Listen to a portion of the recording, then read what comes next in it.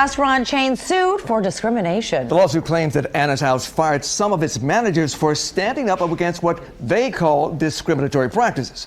Fox News' Veronica Meadows has the details from Farmington Hills. Two former employees at the Anna's House in Westland say they were fired for their race and religion, as well as for standing up to the CEO. They're now firing back with a federal lawsuit. Former Anna's House manager Alicia Dunlap chokes back tears, describing racist remarks she says the CEO made about employees. She says they include telling African American workers they couldn't dye their hair red, while not mentioning anything to Caucasians.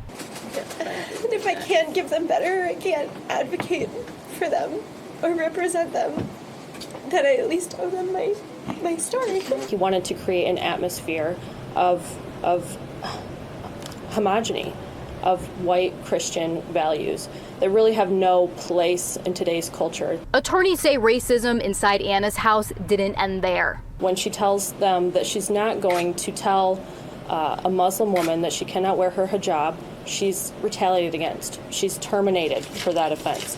Again and again, Ms. Dunlap had to confront these vile and malicious beliefs. Meanwhile, an attorney for former employee Aliyah Dow, who's a practicing Muslim, says his stepdaughter was also hired to work at the popular breakfast spot.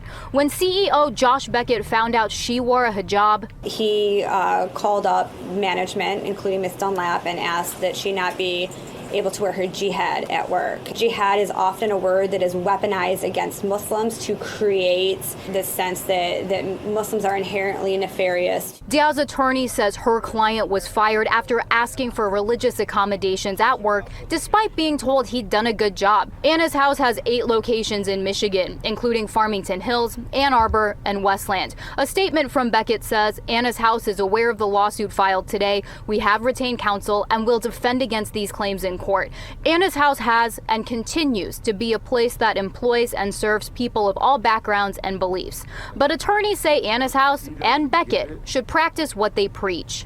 We hope with this lawsuit he will get it and bring him clearly into 2020 instead of wallowing back in the 1950s. Attorneys for the former employees believe others could have been fired across the restaurant chain for the same thing. They're asking if you experienced anything to call them. In Westland, Veronica Meadows on The Edge.